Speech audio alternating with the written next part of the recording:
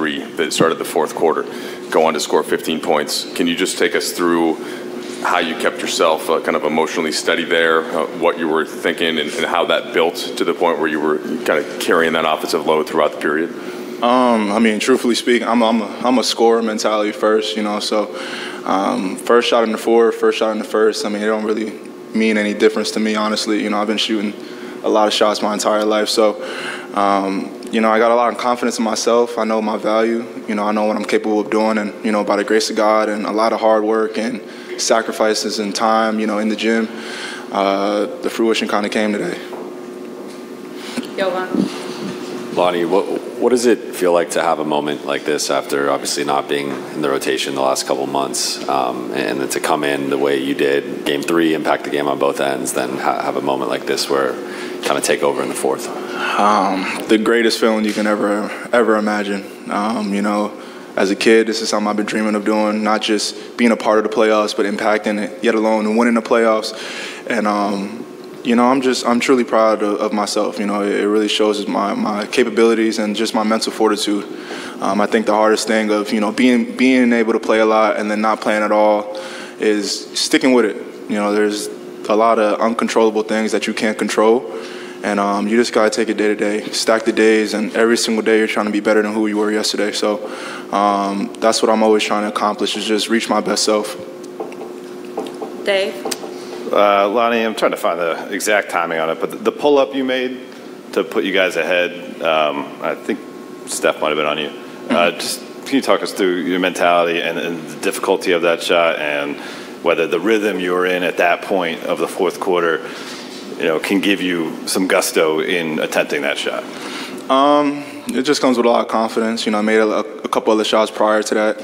And I think my confidence was for sure at an all-time high. When you have your coaches instilling in you to give him the ball, and LeBron being able to give me the ball, and multiple people, allowing me to just play my game, has given me the utmost confidence to just do what I have to do. So it's probably a difficult shot for others, but it really isn't a difficult shot for me. Taylor? I'm sorry, Bill. Yeah, after the game, LeBron and AD met you at midcourt and said something to you. Can you talk about what you all talked about? Just being a true pro, weathering the storm, learning how to dance in the storm, and just how happy they are for me. There's, like I said, there's things that are uncontrollables. I got injured, fell out of the lineup, fell out of playing, but I stuck with it. I stayed in the gym, still being a great teammate, and just being a professional. So I think most importantly, it was just to give me gratitude on how hard it is to do what I done did, but just being proud of what I did today too. Taylor? Hey, Lonnie. Over here. We saw all your teammates huddle up around you after the game. What did that moment mean to you? And, they've had confidence in you all season. What does that mean? It means a lot. I really can't put it into words, just truly ecstatic to be in this situation alone. But to have my teammates be there with me through thick and thin, understanding, what it is, and it's a great feeling, honestly. I'm really going to cherish this day and soak it all in. Malika? Lonnie, the feelings that you're talking about, the stage that you're playing on, oftentimes guys say that the hardest games to win are the closeout games. So this game as a building block from the last game, what did you learn that you're trying to take into this situation up in Golden State? Just, understanding why I'm on the floor and understanding my role. Playing against Steph and Clay and Poole, you got to really be disciplined defensively. And I think I was doing a really good job guarding Clay, a really good job guarding Poole. And that kind of transfers over to my offensive flow. So the harder and harder, and just a lot of effort on the defensive end. I just stuck with it. I'm a role player at the end of the day, and I got to do what I got to do for my team to win. All the little things, playing great defense, rebounding, taking charges, whatever it may be. So understanding my role most importantly, but, understanding my value and who I am right now and what I'm yet to become. Nikki?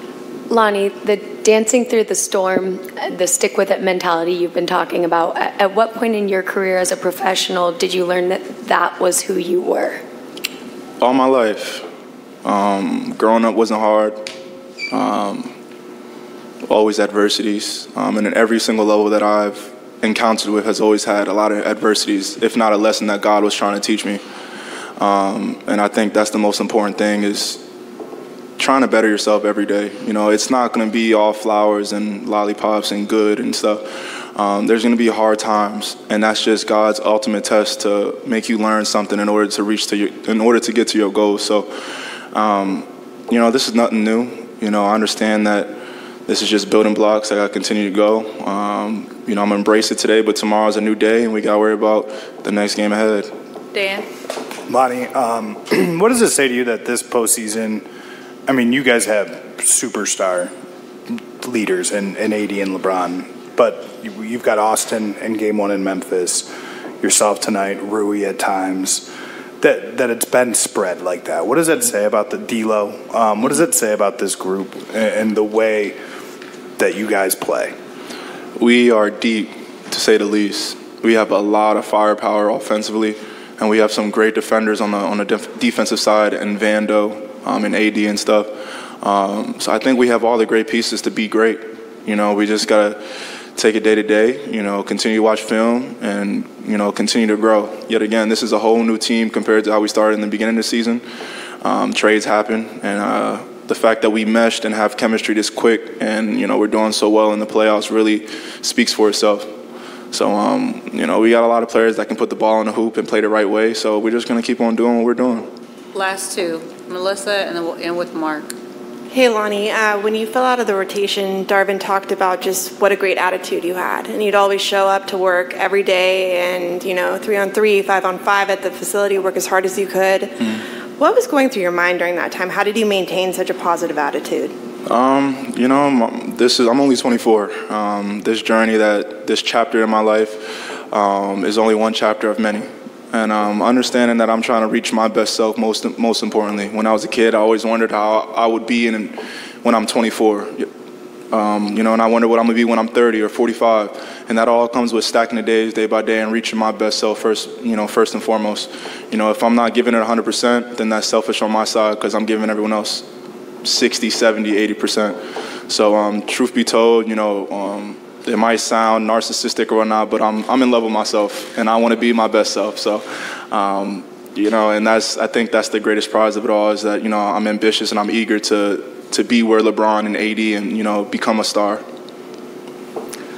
Lonnie, how did you see AD take on the approach with the challenge of doing what he normally does, but against a smaller lineup that the Warriors unveiled? He does a terrific job day in and day out.